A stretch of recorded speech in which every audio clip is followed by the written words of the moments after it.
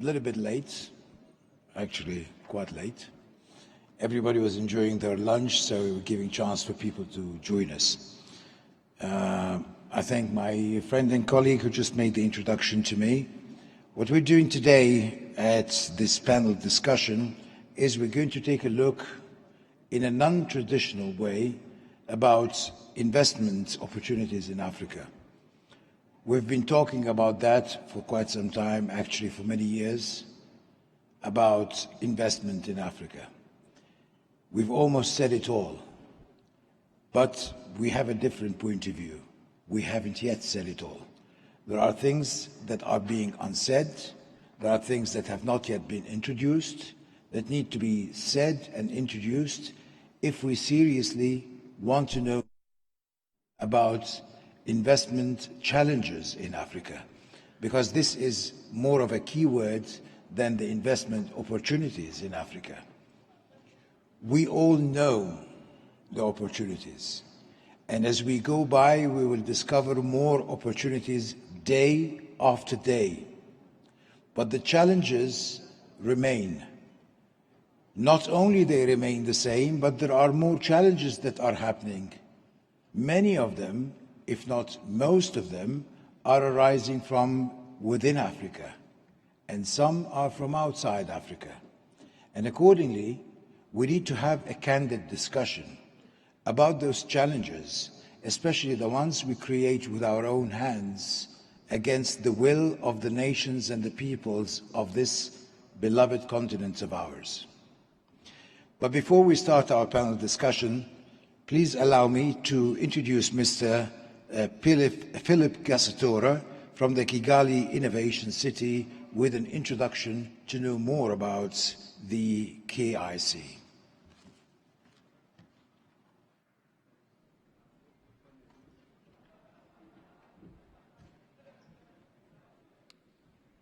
Good afternoon,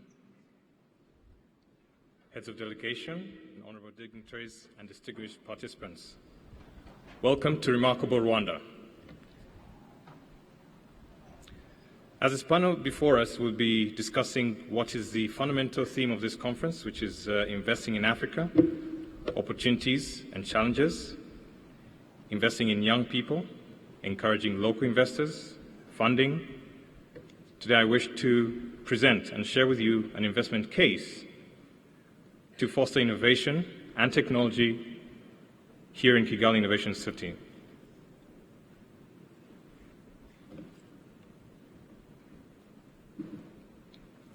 Before I do, maybe just Rwanda at a glance.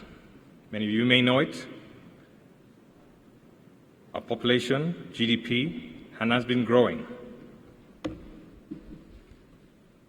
But most importantly, looking at how Rwanda being ranked as number 2 in Africa for ease of doing business, and with a short time frame to open up business here in Rwanda. And comes visa openness. Rwanda is open to the world, with flights and connections to many parts of Africa and to the globe. But I'd like to share with you what KIC is. And our mission is to nurture and accelerate Rwanda's innovation ecosystem to become a Pan-African innovation hub. Before I present KIC's vision, with world-class learning institutions, innovative companies and startups, with friendly financing, we're looking at innovation and a knowledge hub combining the above with a focus on certain domains, specifically in agriculture. Early on we talked about healthcare and financial services. I think we want to play and attract mature companies to anchor here as players. And later on I'll go through and share more. On campus we're looking at growing a talent pool. This is very critical to any innovation society. And today we have a number of them before you: Carnegie Mellon, Ames, ALU, Andela, the Institute of Theoretical Physics, And these, we believe, are what will foster the talent that we need here in Rwanda.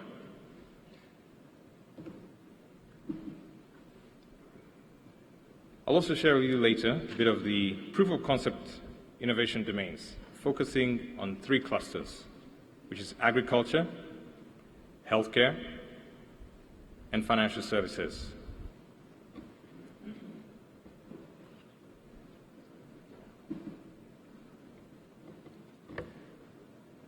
We believe KIC will benefit from Rwanda's reputation as a proof of concept location. And we've had many challenges, but many successes, and one being the first national drone delivery service, the drone regulation, and the ability for Rwanda and its regulation environment to be able to form the regulation that is required for innovation, for technology, for sandboxes, for different ideas to come, innovate, and test. Some of those who have come here, from Volkswagen to Ampersand, and others, Irembo, which offers e-government services.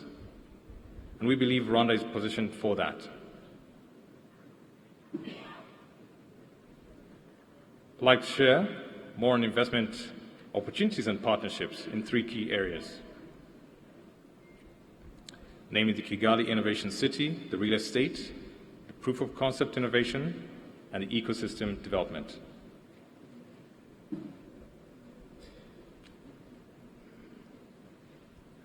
In the real estate, Kigali Innovation City is looking for additional 315 million for real estate development, but specifically for creating a space for linkages between university, research, industry, capital, entrepreneurs, and government, because we believe these are fundamentals for building what would be an innovation ecosystem hub.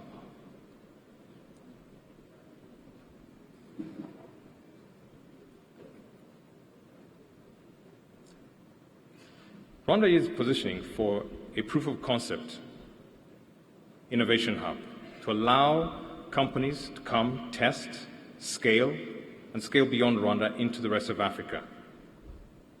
Africa presents its many challenges, and KIC, being that innovation hub, enabling co-opetition between large global companies with university research, collaboration with innovative startups to solve the challenges for our continent.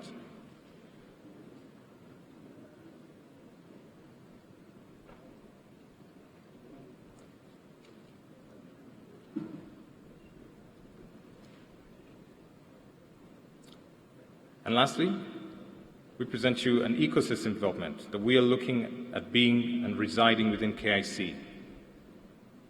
While we focus on building entrepreneurs and innovators, there is a lot of work to do in building local funding, communities that invest in these startups, because that is one of the biggest challenges they face today.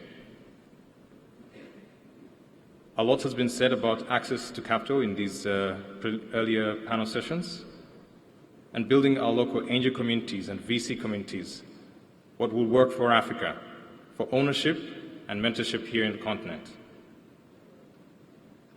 We're also looking at startup academies and boot camps that do train and help tailor what the innovators are doing to fit the market, as opposed to building solutions that are chasing problems. Let them build solutions that actually the market is looking for. And these, we believe, are areas for investment and partnership here at Kigali Innovation City.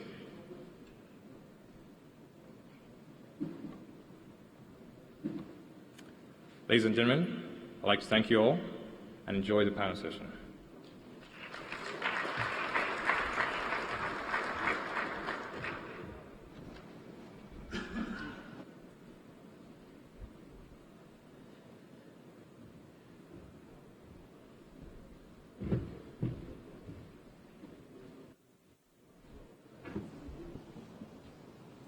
Your Excellencies, ladies and gentlemen, allow me first to address Her Excellency Paula Ingabire, Minister from Rwanda.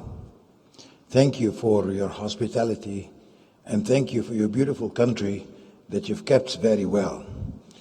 One of the best examples of how things have not been working well is that this is my first visit to Rwanda, and that's a shame. So we'll get into the serious talk right now, and allow me to invite our panelists, Mr. Troy Strebler, the CEO of NUDIA,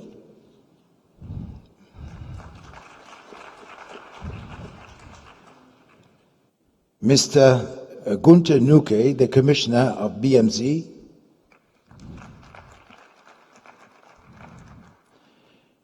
Mr. Hisham Azil Arab, the Chairman of the Commercial International Bank, CIB, in Egypt, Ms. Anne-Olivier Estelle, the Acting Director of Strategic Partnerships in ADS.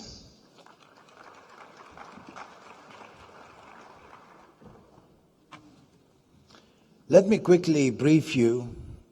Probably you've read, but for those who have not read, who our panelists are. Mr. Troy Strebler is currently the CEO of NUDIA. He's also the founder of the company. He's a leader in the non-profit sector with 16 years of intensive experience with NPOs, funders, foundations, and government granting agencies on operational and governance issues. Mr. Troy had held diverse management and consultant roles to various businesses. Most recently, he was the founder and CEO of Mission Builders International. To tell you about NUDIA, it's originally a software provider for monitoring and evaluation sectors for government, social sector, and business ESG compliance. NUDIA's Plaza platform provides a framework for countries to develop a maturity model for economic freedom and growth. Mr. Gunther Nuke is the Commissioner for Africa, Federal Ministry for Economic Cooperation and Development in Germany, and Mr. Nuke is the German Chancellor's personal representative for Africa. From 1988 to 2005, he was a member of the German Bundestag, where he first held the title of Deputy Chairman from 2000 to 2002, and from then till 2005, he became the spokesperson for culture and media affairs of the parliamentary group for the Centre-Right political party. In 2006, he was appointed Federal Commissioner for Human Rights Policies and Humanitarian Aid in the government of Chancellor Angela Merkel. Since April 2010, Mr. Nuke has served as personal representative of the German Chancellor for Africa. So obviously we can talk to him about Africa, we can talk about human rights, cultural matters, and so many issues. Very colorful CV. Mr. Hisham Azil Arab, the Chairman of the Commercial International Bank of Egypt, has been the Chairman, Managing Director of the bank since 2002. He leads a team of more than 6,500 professionals who have transformed the institution from a wholesale lender into Egypt's largest private sector bank, leading the sector on key metrics including revenue, profitability, net worth, and market share of deposits. CIB serves more than 1 million customers, including myself. The bank's market capitalization has grown from 1 billion Egyptian pounds at the beginning of Mr. Hisham's term to 90 billion, making its stock a blue-chip component of the Egyptian exchange, the global investment community's preferred proxy for Egypt. Mr. Hisham Azil Arab leads the Federation of Egyptian Banks as chairman, is a member of the Institute of International Finance's Emerging Markets Advisory Council, and serves as a director of MasterCard Middle East's Regional Advisory Board. He is also the chairman of Board of Trustees of the CIB Foundation. So if you want to talk money, if you need money, he's the right person. Ms. Anne-Olivier Estelle, she's the acting director of strategic partnership at ADS, and ADS is a strong partner in infrastructure and in mega projects that are happening in Africa. And ADS Group was launched in 2004, and it drew in companies such as Huawei and Samsung. Under this umbrella, there is a dynamic group active in the sectors of project financing, renewable energy, and access to water, new technologies, and communications infrastructure, construction, and real estate. So as I was telling you, it's a very colorful panel that we are having here with much to be said. So let us start when we talk about the investment opportunities in Africa. Why, Mr. Choi, why have we been talking about investment opportunities, and those opportunities have not yet been realized as much as we have spoken about them? So we look at it from a macro standpoint, where we work with investors and multinational corporations who do want to invest around the world. And so we listen to what their issues are. And to be honest with you, about 3 to 5 years ago, there was a lot more interest in Africa than there is today. And we find that interesting, and as we look at it, we start to peel back, what do businesses really want? And they're looking for the right investment environment from the governments to be able to make the investments, because they have shareholders or they have limited partners within this that they have to take care of where to get the highest reward and the lowest risk. Money is not the issue. In fact, we've heard that there's about $1.3 trillion sitting on the sidelines of private capital every year. You work with PwC and Accenture. They have multiple companies that want to come in here and see the risk is too high in many of those cases. And so what we started looking at is, how do we create a process to help countries go if you go back to the 1960s, there was a model created by Clark Kerr called the economic convergence model. And he basically said there's 3 ways that a country can develop in the developing world. The first 2 have to deal with, where do you get your money from the West? Do you get it from the governments of the West in the form of loans and aid, creating the dependency model? And if you do, you will find that poverty will stay the same, job creation doesn't really happen, and you start losing the sovereignty of the nation and the dignity of a nation a little bit every year. The second one is you get it from the private sector, and he calls that the convergence model, because you need to converge with the private sector. You need to go to them and ask them, what do they need to create the environment? Because you can promote all you want, but they're not going to come to you if the environment is not right. And so they look for things like the rule of law, quality data, monetary policy, tax policy, infrastructure plans, and the stability of countries and workforce and things like that. And so what we started looking at is, how do we create the framework to help countries create the maturity model, such as what Clark Kerr did as he worked with Singapore, South Korea, and Taiwan in the 60s. All 3 of them, 3 of the poorest countries in the world at the time, and in a 30-year period, went from being the poorest to some of the top. Is that with the use of technology and data, you can cut that time by almost 2/3 today. And so what we started looking at is, how do you create the right policies, the right pieces together to create that environment where businesses will automatically come to you. You don't have to promote them. What we find with businesses, especially private equity and multinational corporations, is they tend to have more data economically than most governments do on themselves.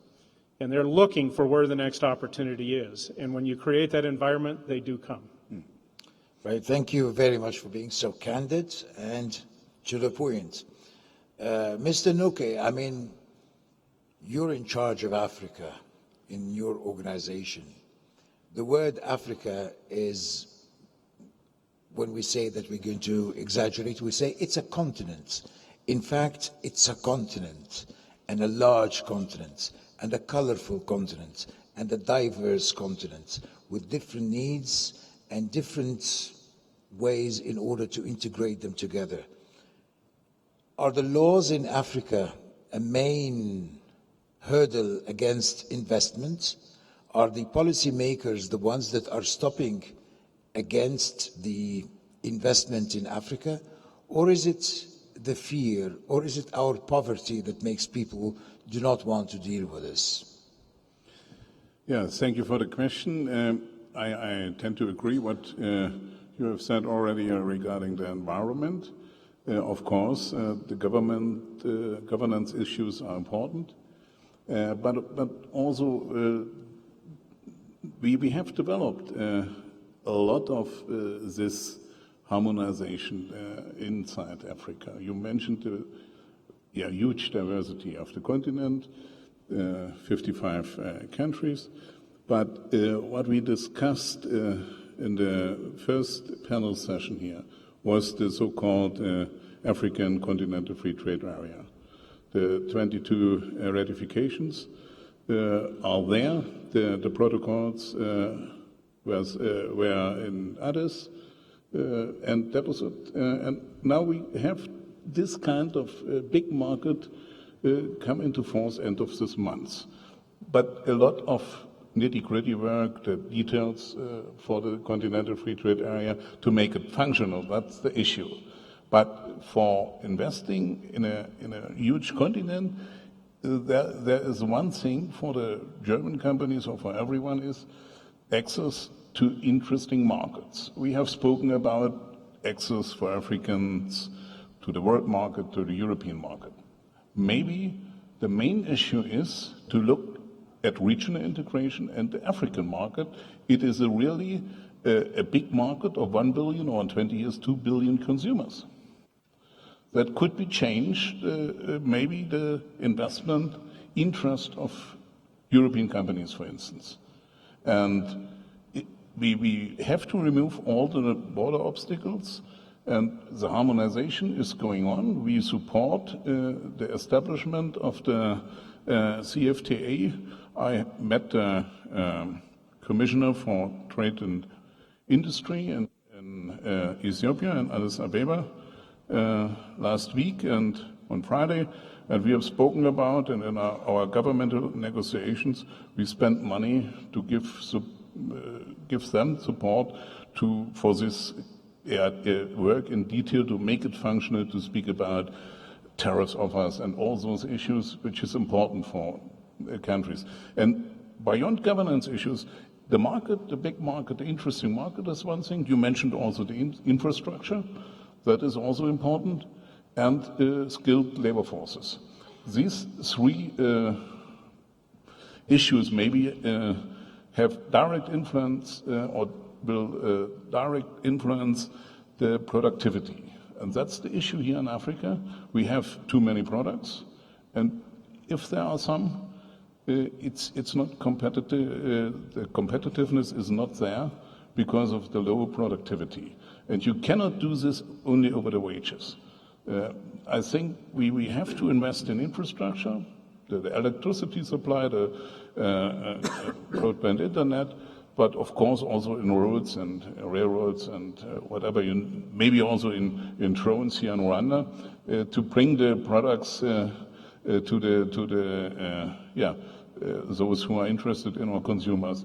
And for Rwanda, I can say, the CFTA, this Continental Free Trade Area, is not about trade of goods, it's about trade of services, free movement of people, and that could be interesting for a landlocked country like Rwanda to invest in this trade of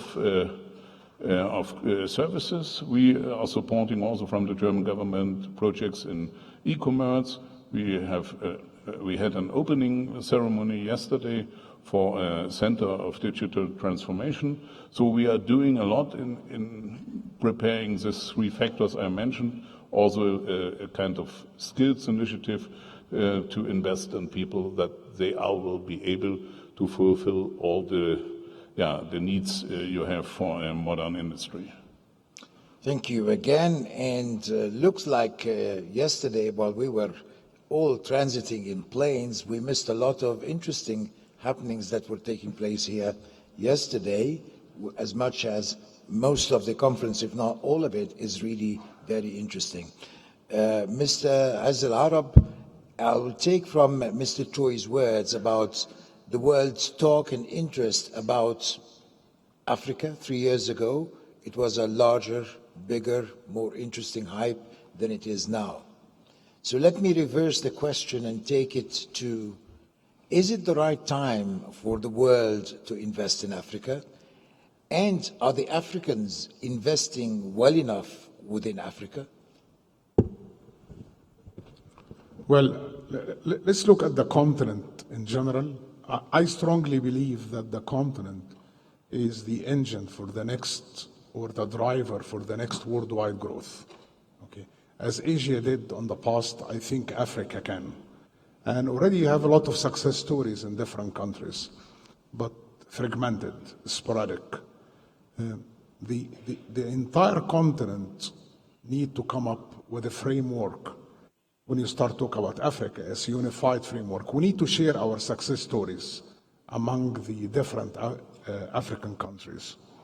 The most critical thing, maybe because you know me, Osama, I'm too liberal in my thoughts as well, is that first, I thought you were just very liberal. I didn't know that you were too liberal. Governments need to define their roles because it's different from one country to the other. As a private sector, I hate to compete with the government.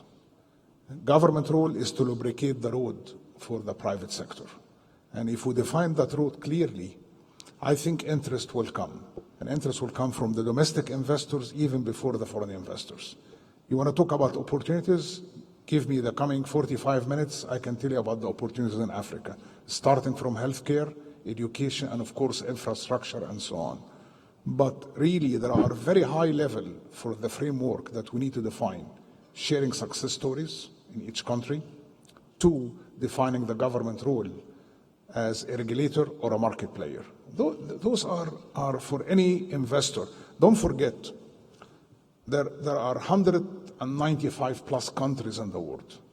And if I have money and I'm sitting somewhere with funds there, I'm going to look where I feel good about monetary policy, about regulation, rule of law, before I put my money. Of course, let's agree on something. The higher the risk, the higher the return. There is no smart investor that doesn't price his product based on the risk factors there. The great thing about Africa, if you think it's a high risk, it's a high return, and when those risks diminish, your returns are too high. This is why Africa is a great opportunity as a continent in general. I hope I expressed myself well in terms of answering your question. Thank you also for being very open. Ms. Esmail, let me ask you this. You're involved with infrastructure, ADS, and infrastructure or mega projects normally are being done by the government. It's the government that commissions rather than somebody comes in to just invest. So is the government in Africa, I'm sorry, your honorable ministers here, is the government a good partner? That's also a candid question. Thank you very much. Definitely, governments can be great partners. Actually, this is the experience we have within ADS, working, as you said, on some substantial projects, large-scale off-grid energy deployment and digital infrastructure mainly. I would like to provide some insight and feedback from experience on the conditions that make governments very good partners, because I think this is the real point here. So the point for an investor, I think there is an agreement, and I concur with what has been said on the fact that the continent is a great opportunity, and the issue is not about money. Money is there. The problem is the way projects are dimensioned. In order for a project to be very attractive, it has to be already big and bold at the very beginning. Like thinking only at the national level, for infrastructure project has become completely irrelevant, especially in the context of the upcoming African Continental Free Trade area. And what is interesting now is to think in terms of scale and is to think in terms of cross-border project. This is really what is going to make the difference. I want to give one example, which is something that we're going to present here with our strategic partner, Tata Communications Transformation Services, which is the creation of the Western African Digital Pool, basically consisting in deploying internet connectivity among 7 countries at once out of the Republic of Guinea. Why is this interesting? This is a project, started also in partnership with Smart Africa. You have the countries working together, and you have a bigger opportunity because it's not one market but 7 markets. It makes the investment more attractive for the private players. And it's also good for governments because when they join forces, they're in a position to have a better bargaining power with private players. So scale is the answer, and scale can be win-win for everyone. This is the situation that we've been experiencing, and it really works. And we are, with this case study, demonstrating that it can work. So the thing is perhaps to invite government and public agency representatives to consider that type of cross-border partnership. We are in a moment where it's going to be increasingly possible thanks to the AFCFTA, and we are in a moment where there are so many things to do. I looked into a positive trend in terms of intra-African investment based on the latest figure from AFDB, stating that intra-African investment has increased, over the last decade from 4 to 10 billion, which is good. But the infrastructure gap is 108 billion a year. So we have to do more. Like, we look at the facts, we have to do more. And sometimes it can be a challenge for governments to organize this coordination structure, because, for instance, many people have to be involved in a digital infrastructure project. You have the ICT minister, you have the finance minister, you have the minister who are looking at where the infrastructure is going to be. So we involve those in charge of rural areas, etc. But when it's done, it's definitely worth it, and this makes governments really good partners. I like this "when it's done" because that's a very significant word. And I think you've answered part of what Mr. Nuke was talking about when he's talking about opening the borders for inter-African cooperation to be happening.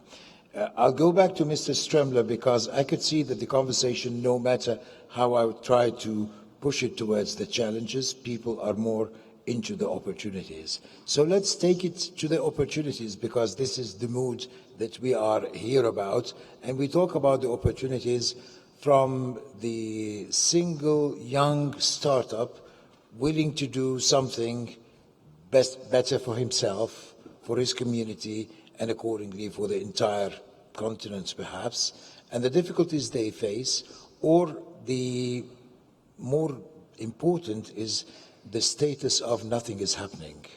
He comes up with the ideas, he meets VCs, and then we don't see Uber, Airbnb, or such mega projects happening there. Is it because of our misunderstanding of what it's all about, or is it that we're not taking it in the right direction? I think there's multiple layers. First, when we talk to investors, almost every one of them believes that the vast majority of wealth created in the next 20 years is coming from Africa. So they're high on the opportunity, but they're looking at it from a standpoint of how do we mitigate the risk and how do we put those things into place. And they also look at, do you have the whole ecosystem in the investment supply chain, from the angels to the venture, to the private equity, to the public markets. And it's interesting because many of the people we talk to say, how many publicly traded companies have gone to the New York Stock Exchange from Africa? Because as soon as you do that, you open up brand new markets of investment. How many companies that are out there are unicorns today? And that branding of being able to do that is part of the process, and it starts with angel investors. What we find when I travel across Africa is entrepreneurship is not the problem at all. There's entrepreneurs everywhere. But access to the right capital is, and access to the right capital takes the environment for those capital people, because they're always willing to take the business risk. It's the environmental risk that they're not willing to take. And if we focus on the environmental risk, you're going to see growth in capital coming very, very quickly. So, again, whose fault is it? I think it's government's fault in many cases, but I also find that when we talk to government leaders, I'll give you an example. About 3 years ago, we took the former vice president of Congo to meet with the Carlyle Group in Washington, D.C. And Carlyle had just raised a $3 billion fund for Africa, and so he wanted an introduction. Carlyle sits on our board, and we made the introduction to talk about investment in Congo. Well, the chief economist came out and gave a view of Congo that he knew more data of the risk and opportunities in Congo than what the vice president did. And he started saying, if you do these things, we're 5 years away from investing as private equity. But if you do these things, you will see angel investors coming immediately. And what we started finding is we started talking to the prime ministers and different groups about, are you talking to business? Are you understanding what they are? Because a lot of times there's the opportunity of where businesses are always looking. I'll give you another example. Price Waterhouse in a country in 2017 was paid over $100,000 by 99 corporations wanting to come into Africa. Only one pulled the trigger. The point is they saw the risk of the risk assessment, but they spent money to try and find the opportunity and mitigate the risk. And I think that what we found is that not a single one of the different prime ministers or finance ministers or ministers of trade were ever talking even to the Price Waterhouse people. And there's easy fixes through that process if that dialogue began to happen. So the solution to our problems is talk to Price Waterhouse. No. Okay, Mr. Nuke, here, we're talking about problems of information. And we've passed the times when we talked about the information society, the information world, the world of information. This is part of the past tense. It's gone beyond us. So what is it? What is the times right now? The times of what? Consolidation. We've seen when the Europeans started to come together into their EU, countries helped one another in order to level with each other, to reach standards that could make them survive together. That's a pretty tough thing to be happening in a continent like Africa, each with its own problems, unique problems. Is there a remedy? Is there a prescription other than going to Price Waterhouse? Yeah, the challenges are different. The European Union were founded after World War II, so that started in the only field of economics, with companies and few states. My opinion is we have to look at this heading here, Transform Africa Summit, speaking about digital world, digital Africa, and look what does it mean. We have heard it's not about data, it's not about information. Information has become or will become knowledge, and if there's the knowledge, we have to look for the business models. So, and which kind of business models in Africa will be interesting? And digitalization is I would say an absolute new stage for development, not for this classical development cooperation or development aid. It's new for developing new business models. I mentioned My first messages were look at the regional market in the entire continent in Africa, look to the services, and which kind of services are interesting for people living here in Africa, not the 100,000 rich people, but maybe 500 million relatively poor people. Which kind of needs are there? What can they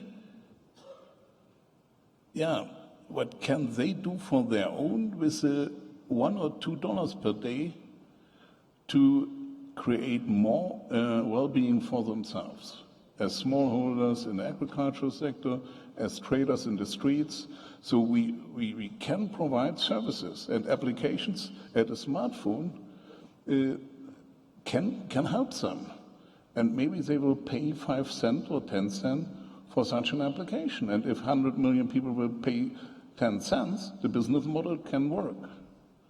And I think the challenge is to look at those people who are relatively poor here or in other regions in the world, and use the potential of upscaling in digital business models.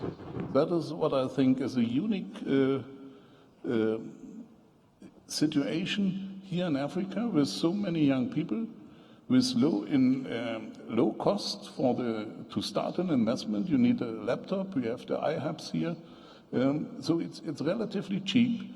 And of course, among so many young people, there are very, very good entrepreneurs and very intelligent people to find the right answers of questions maybe only will be created here. We as Westerners from Europe, we have other questions. The people who have to manage their everyday life here in Africa, they have many different questions maybe, and they will also find with the entrepreneurs different answers. And what we can do is give some support to be quick enough, or get the money, or get the security, maybe also speaking about intellectual property, so that the data, the use of the data, and the value which will be created by those new companies will lead to the well-being of Africa, and not be only financing other companies in Europe or North America. Right, perfect. That takes me to Mr. Azzalara. You've worked with Deutsche Bank and you've worked with JP Morgan and Merrill Lynch before you landed with the CIB in Cairo, and you've seen the technology and you're a big adopter of technology. But what I can see as we talked right now about the information technology, the information society that turned into the knowledge society. But with all the new technologies, some of them we could see the use and how they could apply to our times with our conditions. But with all those advanced technologies, I would know, you as a banker, tell me, is there really, I don't know, it's a sincere question, is there really something called the blockchain and it's going to happen? Or is blockchain something nice to hear and talk about? I should have mentioned it in my introduction to tell people that I'm very much of a technology person. The public, the mix between the Bitcoin and the technology of the blockchain, the ledger itself. I think the creator of the blockchain should get a Nobel Prize, because the technology itself will change a lot of things. And I can tell you,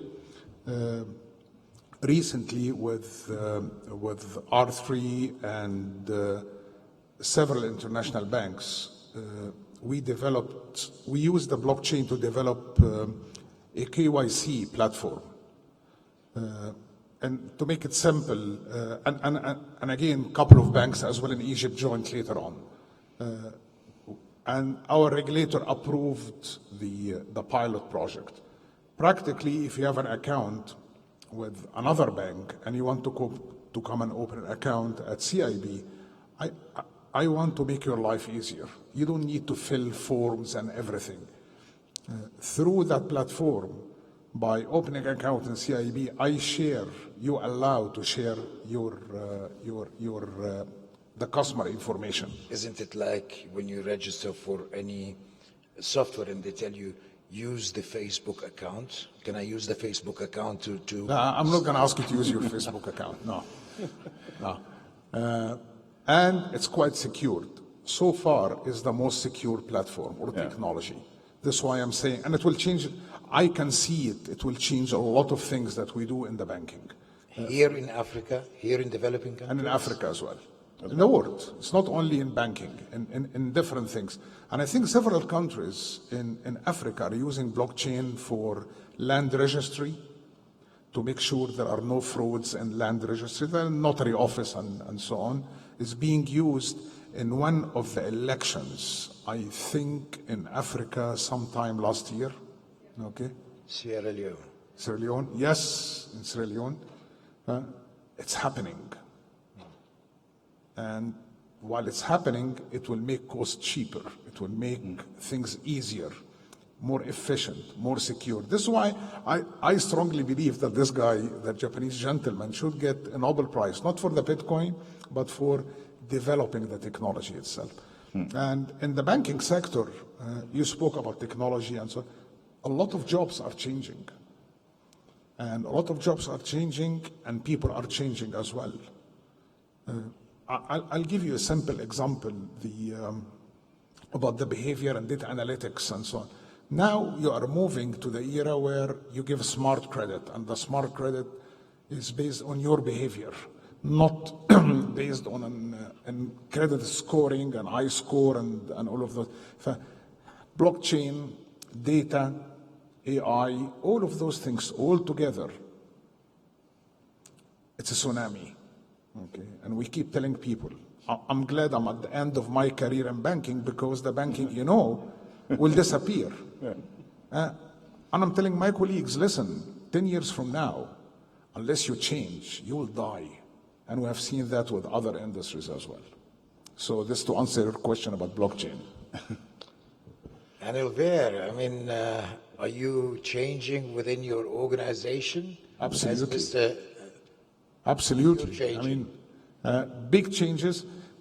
One of our challenges is, and by the way, this is not only in Egypt or in Africa, everywhere in the world, the private sector players are way faster than the governments or the regulators.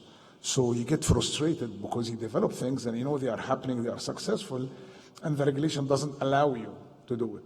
It takes time. And what we learned over the last several years, we engage the government and the regulator on those projects. And when you engage them, they are much more comfortable and they allow you to launch those products. So just so I can get the headline here from what Mr. Stremler said, governments are the reason, and you're saying regulators are the reason, whether they are government or not.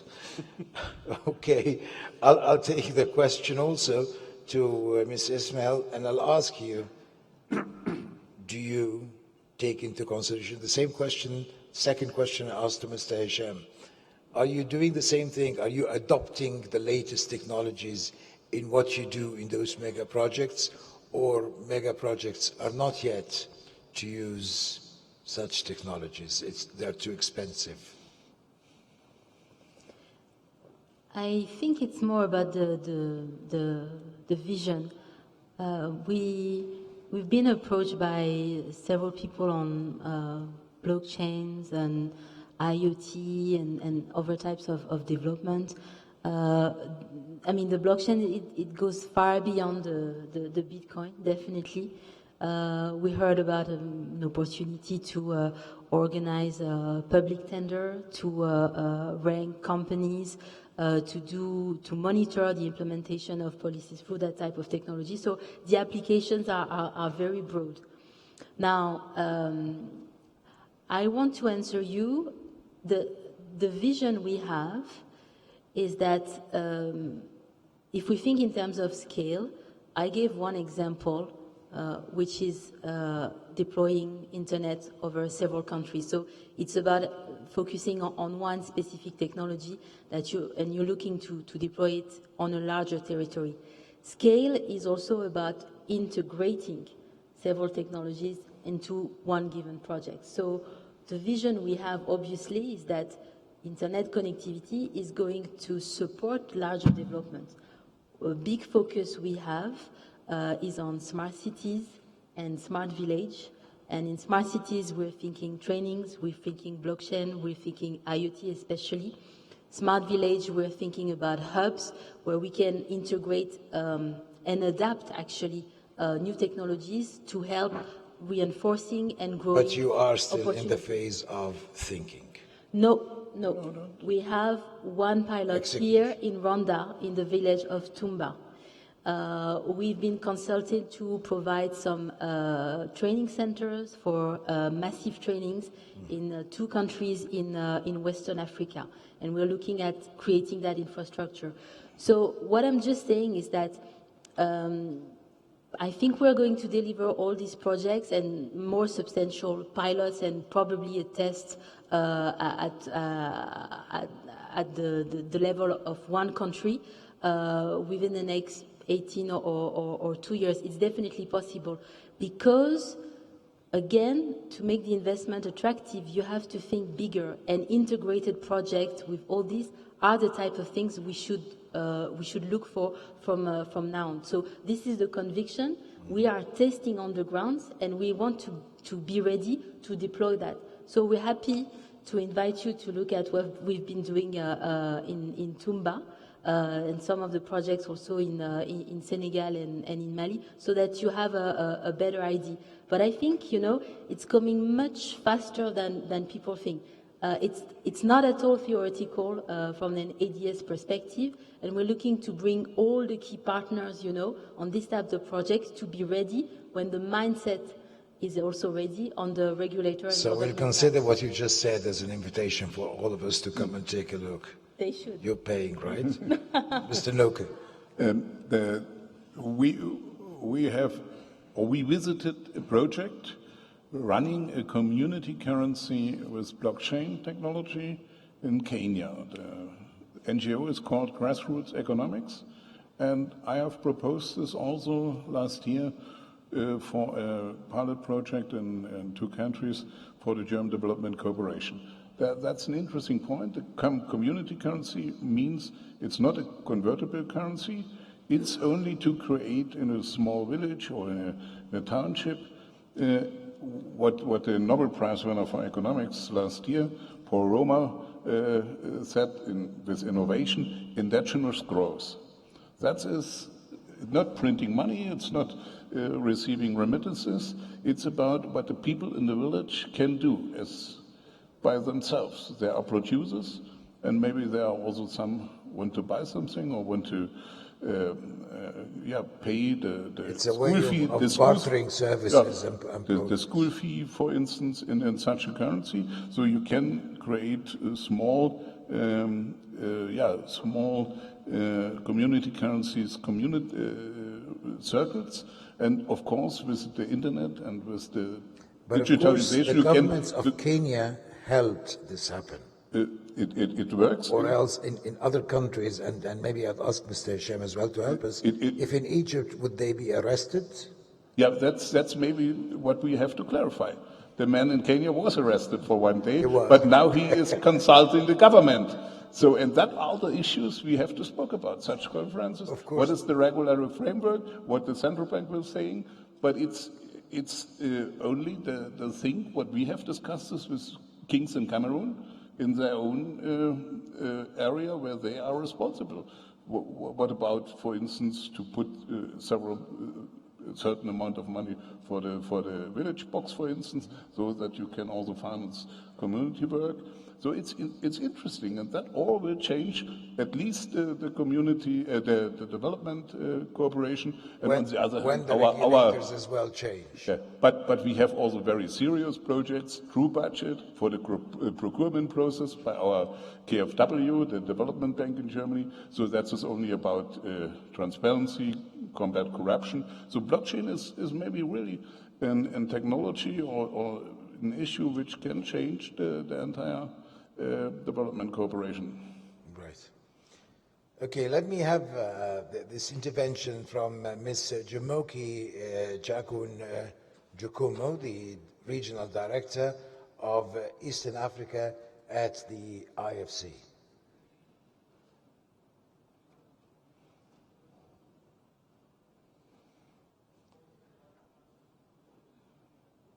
Can we hand over the mic and... Thank you very much.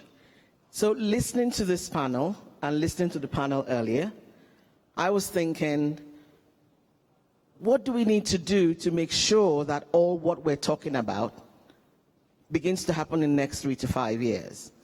And if I were to think about all the issues, I could put them in, say, 5 buckets. And I would say, we talked about connectivity this morning, digital connectivity. Then I could put another bucket and say, backbone platforms, which is where we talk about digital IDs, digital payments, transaction systems, all the power of the money. And then we talk about platforms that can actually get the private sector, SMEs, and co to begin to thrive. That is where we talk about financial services, agri-tech. That's where we could also talk about online health and education and things of that nature. You talked about blockchain just now for land registry. Now that could really, really change agriculture, could change financing of agriculture in Africa, and could really solve the access to markets, access to finance, and all that is in the agribusiness, agriculture value chain.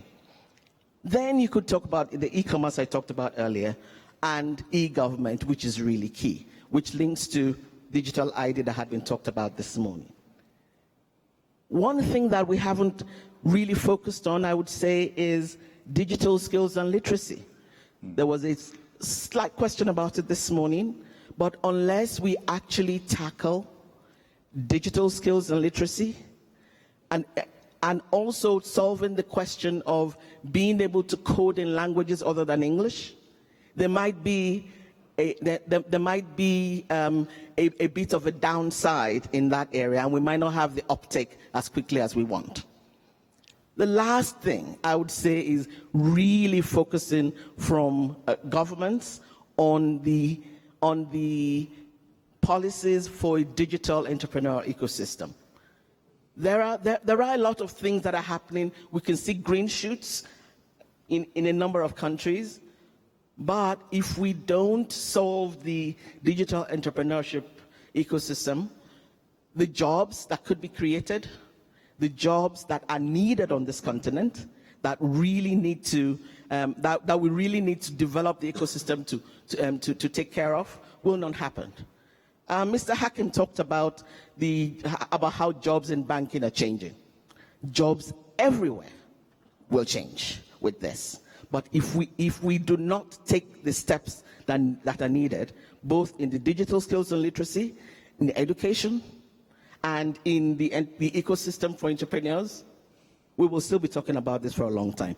So my question back to the panel is, what key thing do you think we can do in your different spheres to actually change the game, to move things forward? Thank you. Excellent question. I think it was directed to the four of you, not to me. Mr. Shem, would you like to start, or Mr. Choi? Would you like to start? Go ahead. Yeah, then we'll start there. Go ahead. So one of the things that we're doing, you briefly in the introduction talked about Plaza. We're building a technology platform in partnership with Smart Africa, with ASEAN, with different sectors around the world, that has 3 major legs of the stool. The first is a maturity model that deals with the regulatory process of how can you go from the dependency model to the convergence model as a country in 15 to 20 years, and providing leadership around what does that take in partnership with businesses, so that The private sector is fully engaged in that maturity model with the government. The second leg of the stool is data as a sovereign asset. And we view it a little bit differently than probably the panel this morning on data, because we believe that data centers are a commodity, and it's not really where the data is located as much as the ownership of the data.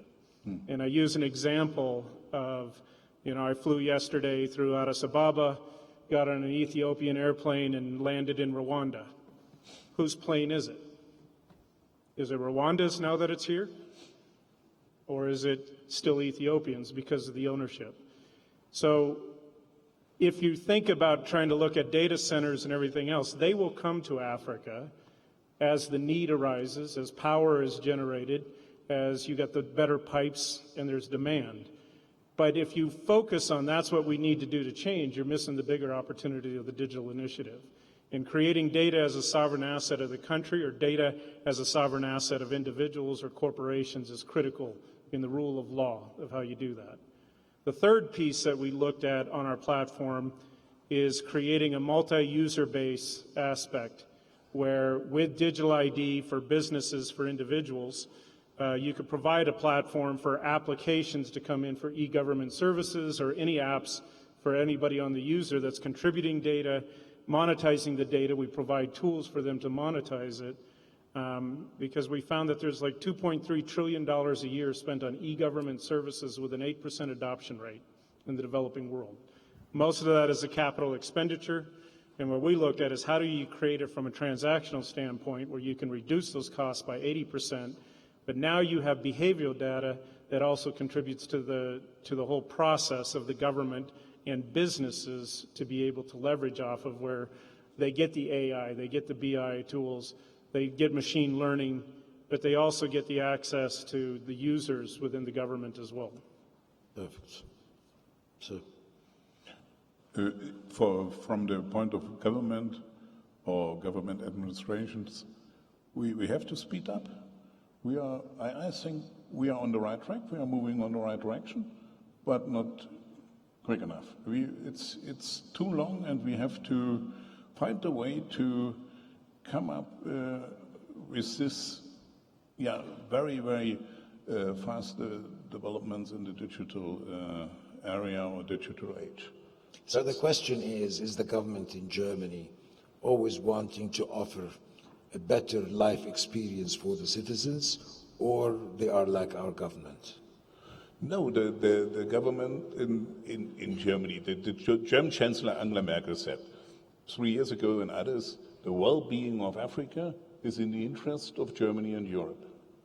So that's very simple. We want to have a prosperous continent, starting in several countries, starting in a specific economic zone, wherever you can do something, we have to create prosperity, and in the end, we need inclusive growth for the people on the ground. Also in rural areas, we have big migration issue, not only from Africa to Europe. Of course, the first step is from the rural areas to the smaller cities and to the capitals and so on. So we have to create more prospects for young people, for the families.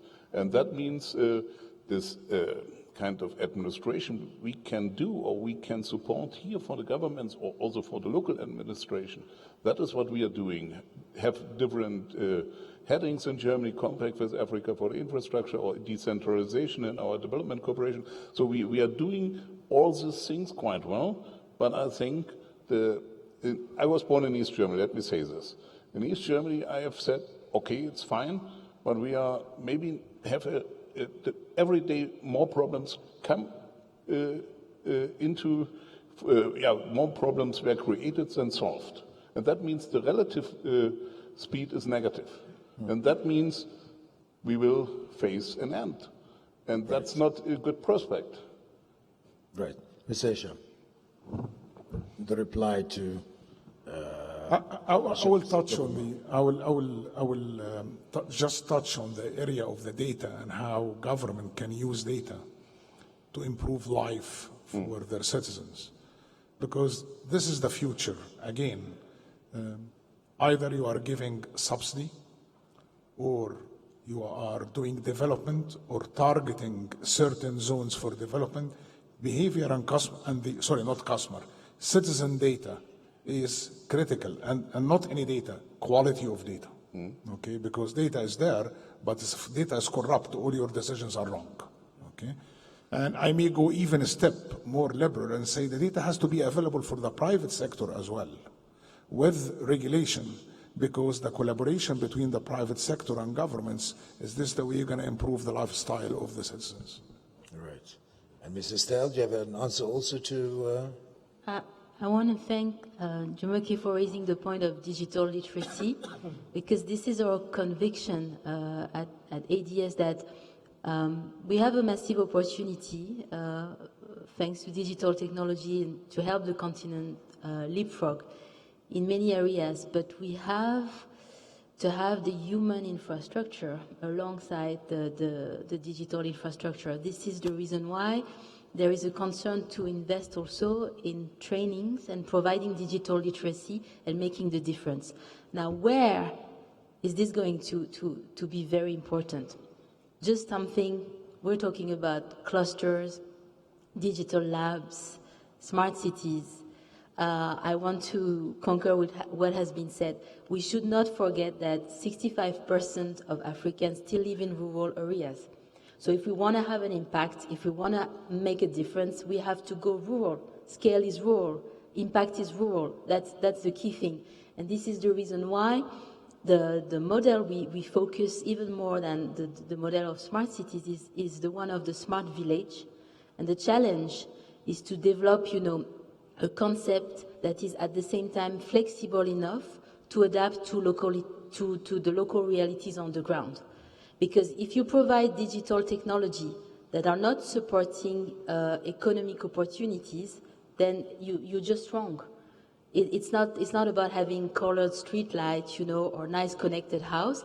It's people cannot, build a sustainable future and become self-sustained, then you completely miss the point. So in one place, we have to think of what can make the difference for farmers to be successful. Is it microfinance? Is it access to seeds?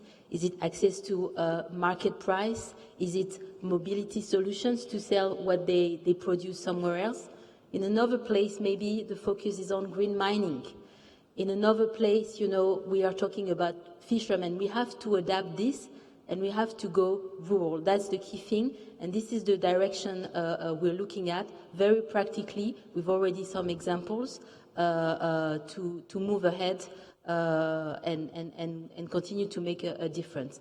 And at the end of the day, the core business and the priority is to deploy internet connectivity, because this is infrastructure, the foundation that will help the rest thrive and grow. Right. And so we want to continue to build a single digital market with partners like TCTS, with Smart Africa. This is really the fundamental Okay, I've got time for one more intervention here from Mr. Florian Kemmerich, the managing partner of Bamboo Capital. Mr. Kemmerich. Thank you very much for the interventions here, and specifically the last ones. We've been investing in impact investing. Over the last 2 decades, we invest private capital. Can I ask you to speak up a bit? Yes. We've been investing over the last 2 decades in emerging markets only. We are an impact investor, so we take capital as a force for good. We invest in commercial companies benefiting the low-income population in emerging markets. And we have seen these tsunamis coming, cell phone tsunami, mobile money tsunami right now, distributed energy tsunami. We have a grassroots approach. So we invest in our private equity capital in companies backing entrepreneurs with scalable models. Only scalable works. And I can only applaud the comment on the rural side. And actually, I believe we are witnessing that rural is the place where you can really innovate. And it's not bringing stuff from the United States or Europe or elsewhere to Africa, but it comes from Africa to the world afterwards. Technology is a blessing and is a historical opportunity for the population in Africa. In that sense, said that when we take capital, our problem is we need to invest early. And in order to invest early, venture capital models, like in Silicon Valley, does not work. They don't work because you cannot bank on an IPO to have the next Google, or maybe you don't want to have a next Google or the next Facebook ruling the world. Maybe you want to make sure that you have a great network of entrepreneurs. We see a huge amount of deal flow coming from entrepreneurs and tech companies coming, specifically in Africa. Now we need to accommodate them. But it does not work only on the private side. So on our end, we're doing a partnership here with Smart Africa on raising a fund, and the fund is seeded by the government money, non-for-profit capital, top it up with private capital to go really early stage.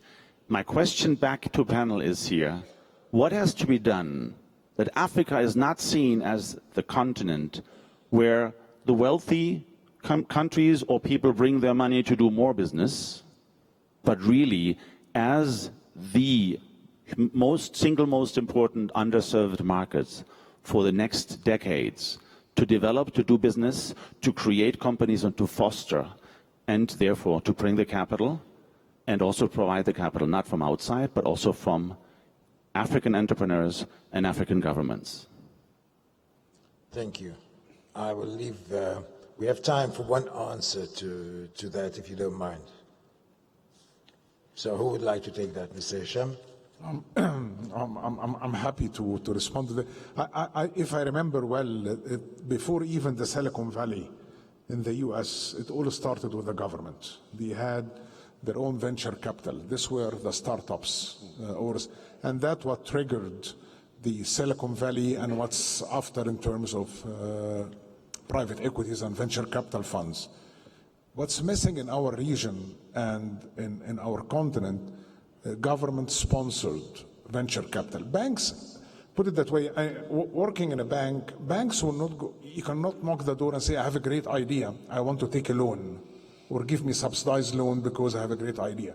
First of all, to give subsidized loans is wrong, because that's cheap money. People will not work for cheap money. You have to have commercial loans. But it doesn't start with loans. It starts with venture capital. And at the early stages on the curve, governments has to start that project, and that's what creates interest after that. And I'm happy to discuss it further if the time allows, but really I think governments need to, even with a small amount of money, and start from there. Okay, Mr. Gunter, you had also a comment here. Okay, we got an extension of 10 minutes with 2 questions. Do we have from the floor? That's what I heard. So if, because I can't see with the spotlight who was asking the questions, so maybe the young people could help. That's it? Can I see raised hands? No raised hands. Oh, you, sir, please.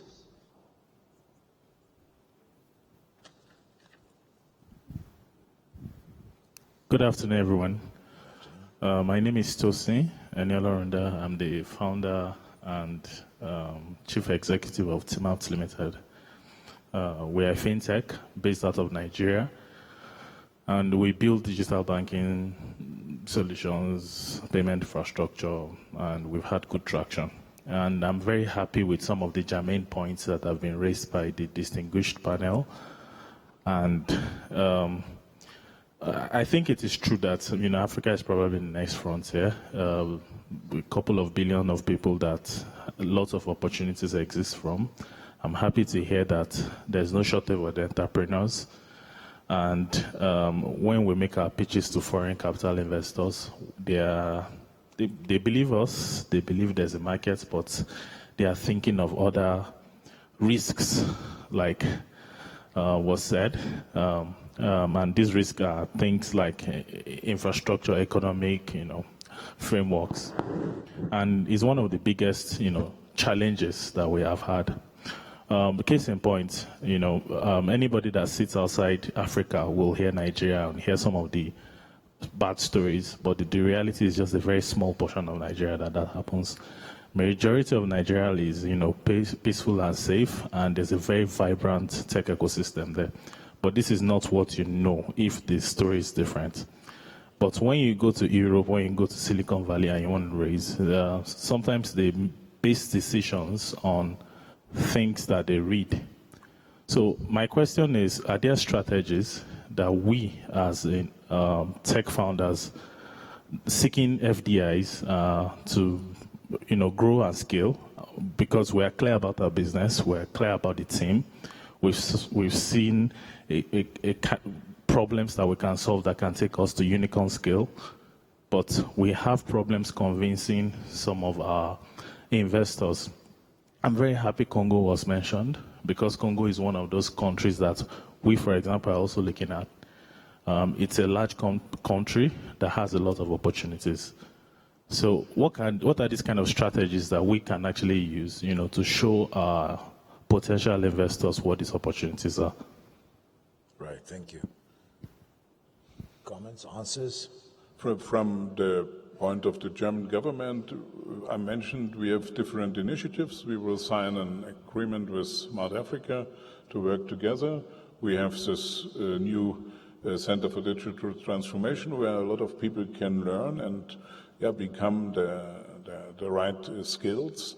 And we have a fund, several funds, but we want to invest in such an support of startups and small and medium-sized enterprises. So I think the money, the different things to support such business in Nigeria, which is the biggest country in Africa and part of our strategy, Digital Africa, with the German European companies. So there's a lot of offers are there, and I think it's sometimes more the issue to find the right way to get it. Right. Any last question? You, sir? Thank you. Good afternoon again. From Sierra Leone, as chairman of the Telecoms Commission. I would like to first start with Mr. Stremeyer. I hope I'm pronouncing it that way. You chose that investment from the private sector is preferred because investment for government has got a litany of woes that tend to fail. Governments were not good at business. And then somebody said government also should come in to create an environment. There should be a marriage, which is very good. But I want us to focus on the challenges which I will encapsulate by this question. What stifles investment or prevents investment in Africa? I think that should be perhaps more of our focus and look for answers. I will approach it in two ways: the psyche of the investor and the politics of investment.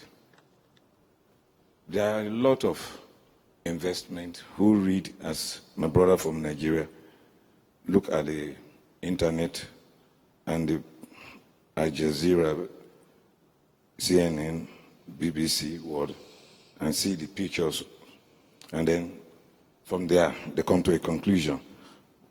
Africa, most investments have got a unitary approach.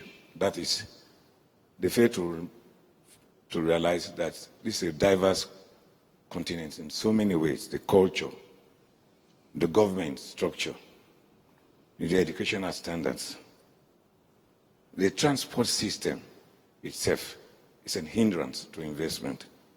The barriers, the borders, the physical borders that I'm saying, and of course, energy, affordable, energiable, and sustainable ones.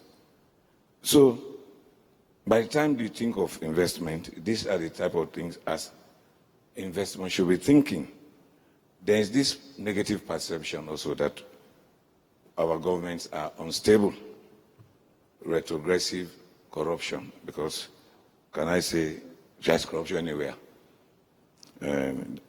I think there's one religious book who says there's no righteous person who does good and does not commit sin. Then there's this perception that everyone in Africa is corrupt. I'm sorry, sir, but we're running out of time. If you Okay. could conclude, Okay. because we need to conclude Okay. the session.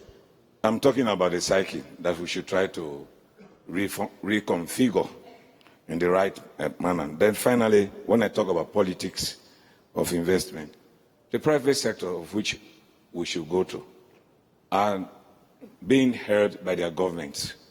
If there is a government that is not in the good books of their own government, the investors' government, they will advise them not to come and invest. That is at play. And finally, the stakeholders capture. The investment, where to invest and how to invest, normally is being decided by the investors. And that's where the Chinese are coming in.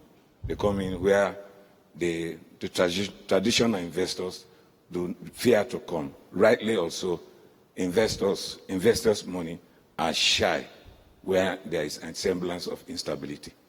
How do we approach to solve these problems I've analyzed? Thank you very much. Any comments, any last comments? Only regarding the Chinese. There's another backing of the investments. We have spoken about the first loss for private companies. We cannot force any company from Germany or Europe to invest in Africa. We have spoken about the environment, and then the money is there, the companies will come.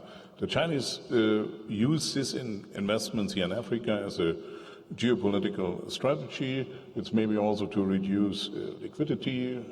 For 5 years ago, so it's risk money. So it's a different approach. We cannot do the same, and we are not a country like China. There we have other rules of procedure, and maybe also to say one sentence about corruption. We have companies doing business in other parts in the world, Germany as well, in Europe, in North America, and a construction company in Nigeria, Julius Berger, a German company, were shared 49% of this company, Bilfinger Berger. They had to reduce the shares below 25% because of compliance issues. So we cannot threaten our business in other parts in the world because we have a real problem here with compliance issues. You can say the roads or the roads of procedure in Europe and maybe North America are too delicate, but in the time being there are real obstacles to be too much involved in something which is more or less normal in Africa. Right. Yes, you have a comment? I think these are absolutely critical questions. It's a long way forward to address them. I just would like to refer to a project that is LES is part of, which is the Afro Champions Initiative, that brings together African transnational companies in a platform to engage in a productive dialogue with the public sector at the level of governments and also regional and continental instances, especially with the African Union, to discuss the way forward to improve the framework, the regulatory framework, and the way to address things to develop these critical infrastructure that are needed. So this platform exists. It's been working and achieved already some results, and probably that's a way, to lay everything on the table and start building for a better future and relation between the private and public sector in Africa. Thank you. Well, I'd have only time to thank our dear panelists and to thank you, our attendees. Thank you, Ms. Anna Rivera-Estel, Acting Director of the Strategic Partnership at ADS. Thank you very much, well spoken. Thank you very much, Mr. Hisham Al-Arab, the Chairman and the Commercial and the CEO of CIB, the Commercial International Bank of Egypt. Thank you. Thank you, Mr. Gunter Nuke, the Commissioner of BMZ. And thank you, Mr. Troy Stremler, the CEO of Neodia. Thank you all very much. I thank you for following up and for attendance. And we know that this is a tough time of the day, So there is, I think, a networking session that is coming up, and perhaps a lot of rest for you. Enjoy the rest of the conference, and thank you very much. Thank you.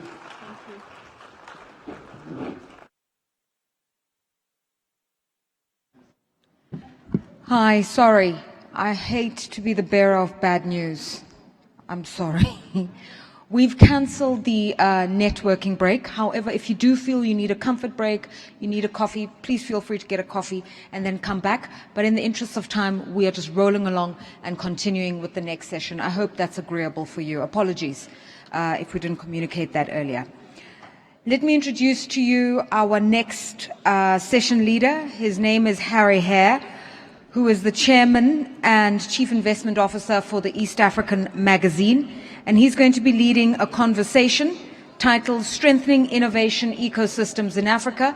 You'll recall that earlier on we spoke about what needs to happen for us to have greater innovation. We heard about ecosystems in this last session, but we spoke about education, we spoke about creating the right investment climate, we've spoken about governments investing more in research and development. This is a conversation that's going to take those issues forward.